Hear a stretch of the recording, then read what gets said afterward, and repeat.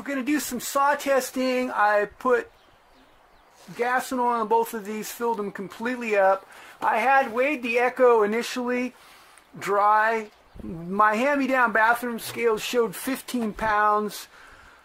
Mr. Ryder was kind of, I don't know if he was concerned, but he was talking about the weight differential between the 7310 Echo and the 461. He said it was actually a little bit heavier. I've weighed the 461s in West Coast trim a number of times. They're about 14.7, 14.8.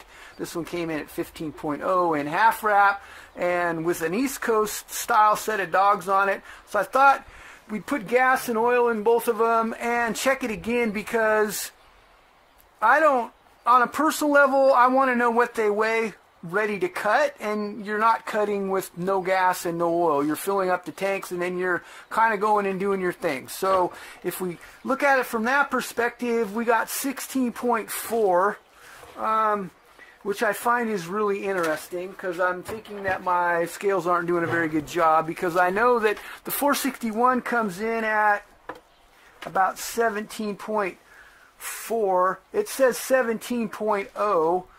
So, again, these aren't weights and measures accurate by any stretch of the imagination. Sometimes when my wife's been gone, I've been able to get in and get the good scales. Sometimes these weigh pretty close. Sometimes they're kind of off a little bit. And so we'll try this thing in a couple different, it says 16.4 again. So a little over 12 ounces of gas in the tank. I never could find a horsepower number for this thing.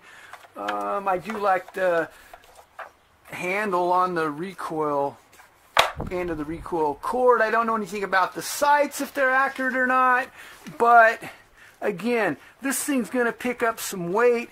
If we end up with a full wrap and a bigger set of dogs, I could see it being somewhat close to the 461. We're going to see what we get going this direction, I guess, maybe, and see if it changes it much. 17.0 again. I don't know off the top of my head what the capacity is for the 461. I'm thinking it holds more fuel though, because again, this saw weighed about 15 pounds or something like that. It wouldn't surprise me if the tank's quite a bit smaller. It's not as big of a saw. It's 3 cc smaller, 73.5 versus 76.5 if you round to the first decimal place. So we're going to have to get more involved and run this thing some more and check it out. I did a little sawing with it, and then I was curious about what it weighed with a full tank of fuel. So dismounted the bar and chain, went at it again. It's coming in pretty consistent. 16.4, I find that to be kind of interesting. Real long, it's kind of a longer feeling saw than even maybe the 461. Kind of close, I guess. The handlebar's a little bit bigger in diameter, I think. Maybe just a fuzz bigger in diameter. So we're going to do a little taste test comparison between a CS7310P 32-inch Oregon lightweight. That's a Husqvarna, standard Husqvarna mount for the bigger saws, if you will. It has a 9mm stud. The spacing on it's a little tighter than what we see in the some of the bigger 3 Series saws, like 372 and like the 572, for example. The bar spacing is actually a little bit more narrow. Old clapped out wood chain.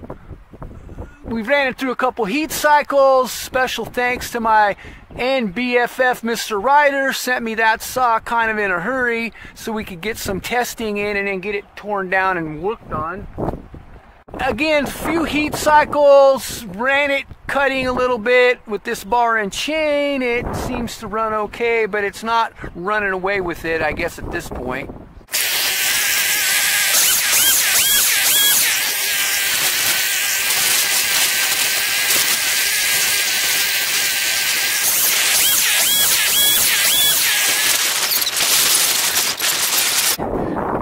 We can hear it kind of blubbering 780. Let's hope once we get it on the operating table it comes alive.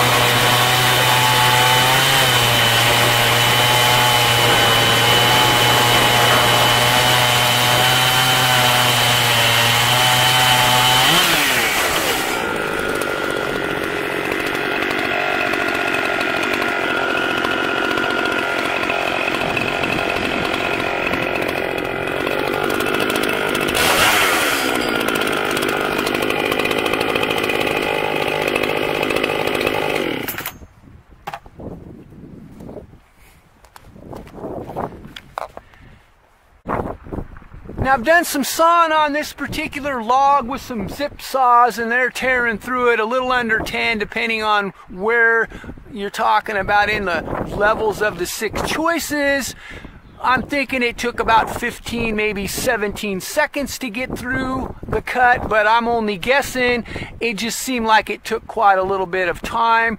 So this little saw, 73.5 cc's, is kind of struggling a little bit with a 32-inch bar. I can't say that chain is super aggressive, although it doesn't take much to stop the chain in the cut. We're gonna get the 461, it's pretty new, queued up, and then give it a whirl. So I have the 461 warmed up. They're both pretty much new, have similar amounts of runtime on them, and I had to swap out the bar for something that was pretty used, nearly clapped out like we saw in the other one. Same chain, of course.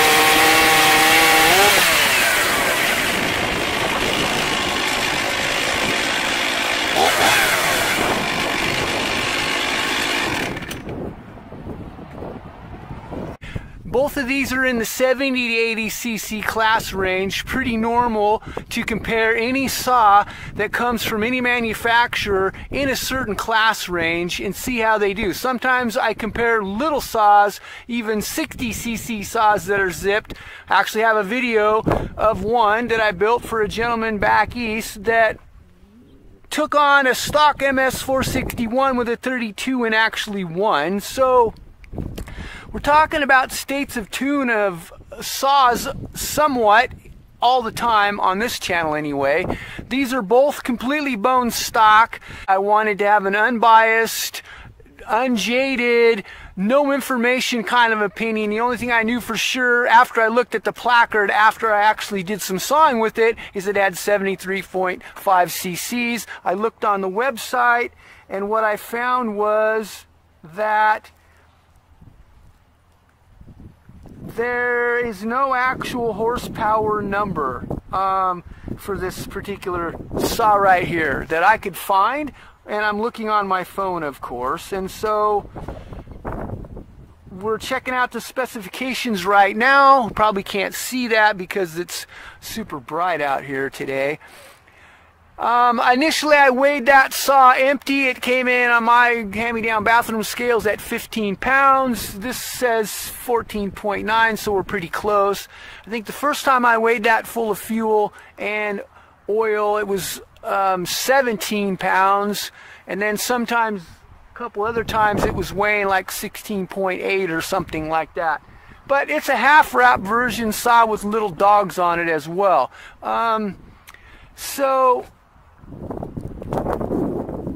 it's got a solid state ignition in it. I'm gonna make the assumption at this point that it's not stratified. I'm not really sure exactly till I start looking into it a little bit further, but like I said, I didn't want to have a biased opinion when the thing got here. I did notice on the website that it says it has a 4-stage air cleaner system. So I'm assuming the cartridge element that's underneath the hood, and we're going to have to check that out serious like in the bench talk section of this process, is going to be one of those 4. It's coming in underneath kind of by the pull starter handle itself, which that handle's got a nice feel to it. I did notice that. The saw is real slim. I did notice that. It's a little long, but it's a little bit bigger saw as well. So there you go on that one. I noticed the air's coming in on the other side. There's some plastic in there that routes the air around the outside of that cartridge air filter. It's round. It's about that big around. It's got a lot of surface area, which means you're going to get a lot of life in between cleanings. Professional fallers out on the West Coast generally are doing that once a day regardless. That's just the way it goes. And so I don't know what happened. We lost connection here. So there's some interesting points. I might have to do some more research and check it out. Alright, just for kicks, we're going to run this 461 Insane OS version. This is Mr. Robles' saw. He is my O and BFF, old new best friend forever, I guess is what that is going to be. I'm thinking the Echo ran about 7310 Echo, that's the Echo I'm talking about, ran about 20 seconds or something, 18 seconds. It was pretty sluggish. Same chain. With those 3, we're just for kicks, we're gonna run this and see how it does.